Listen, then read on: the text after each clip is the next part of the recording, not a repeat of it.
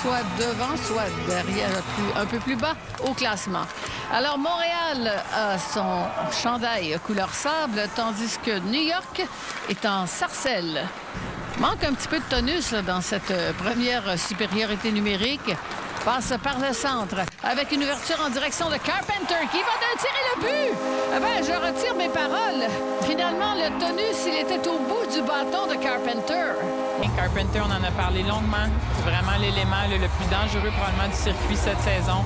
Alors, une entrée de zone très facile. Aucune pression, malheureusement, appliquée par Montréal. Elle a eu énormément de temps là, pour trouver ce trou-là disponible au haut du filet. Ce sera récupéré par Donnie Landry. Shelton qui n'arrivera pas à temps. Bonne intervention de Bugeaud. Et devant avec un tir. Tir sec de Lefort qui a été bloqué par Lévy. Pousse en direction de Bourbonnais. Bourbonnais pour aller rejoindre Rock. Rock qui s'amène. Oh, c'était une passe intéressante en direction de Jill Saunier. C'est Rock en tournant qui va d'un tir qui va rater la cible.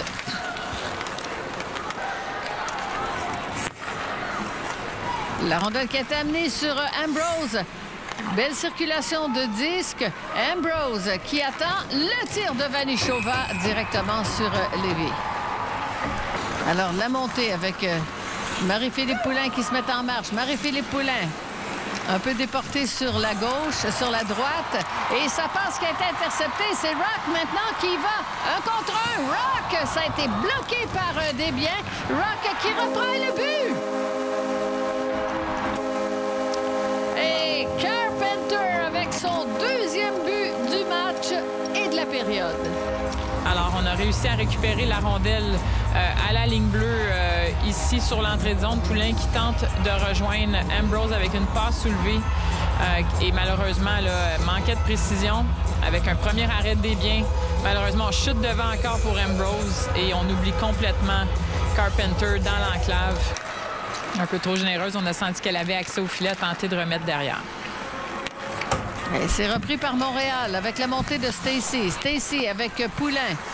Laisse la rondelle pour Poulin. Joli geste de Poulin qui va d'un tir du revers qui a été quand même bien anticipé par Lévy.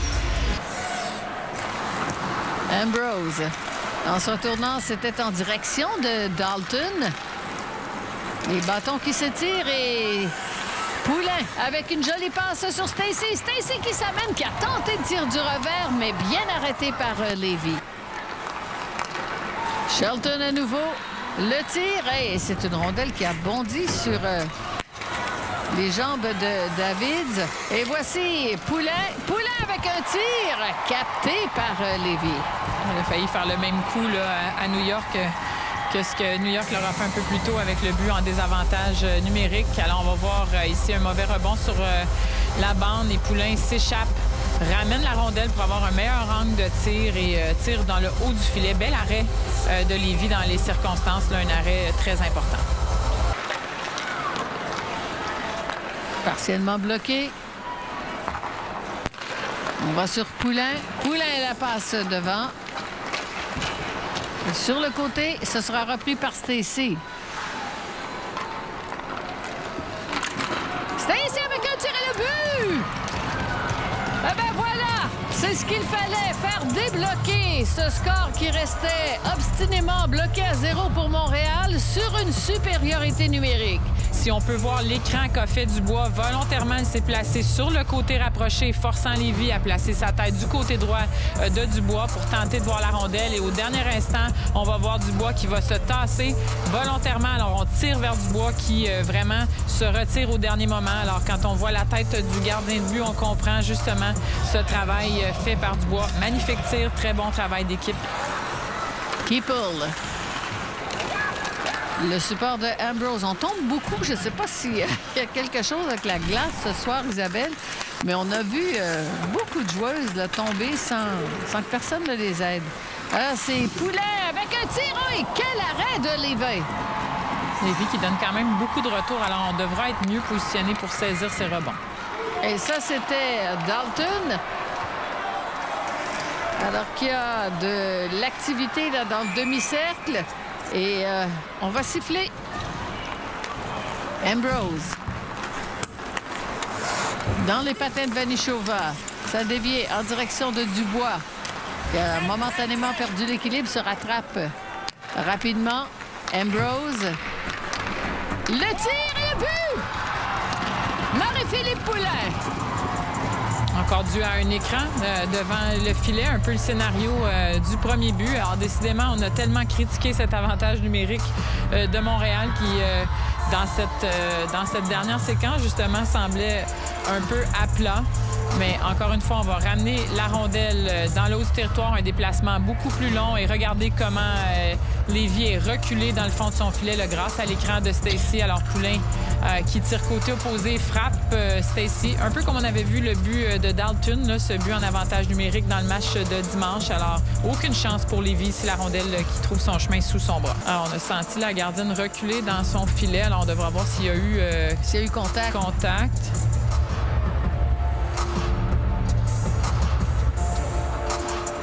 Elle ne semble pas du tout elle ne touche pas du tout. Toucher à la gardienne ou interférer avec son travail, mis à part le fait qu'elle l'a fait reculer. On va revoir ici. Et on vient de rendre la division, pas de but. C'est un peu étonnant. Hein? C'est seulement le contact là, avec le bâton là, extrêmement léger. Je suis un peu surprise de cette décision moi-même. Puisqu'elle va sortir aussi de la patinoire.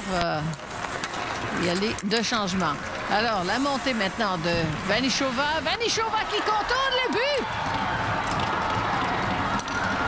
Et là, évidemment, Lévis qui proteste parce que le but est sorti de son ancrage. Est-ce qu'il est sorti après? On va voir quand Vanichova ici coupe parce qu'elle fait très, très bien. Elle revient. Oh, elle glisse la rondelle tout simplement, même par inadvertance. Et la rondelle entre et... Je ne sais pas si c'est la joueuse de Montréal qui est entrée en contact avec le filet ou si c'est Lévis. De cet angle... c'est la joueuse de New York qui push la fille de Montréal et ensuite la rondelle entre. C'est Vanichova là, qui fait pousser par Hobson et Murphy qui met la rondelle au fond du filet. Ah ben écoute, on n'a toujours pas de décision. Voilà. Et le but. Alors, on accorde le but et Murphy qui marque ainsi son deuxième but de la saison. Première qui va devancer Dubois pour aller chercher le disque. Passe bien fait avec Hobson qui poursuit sa course.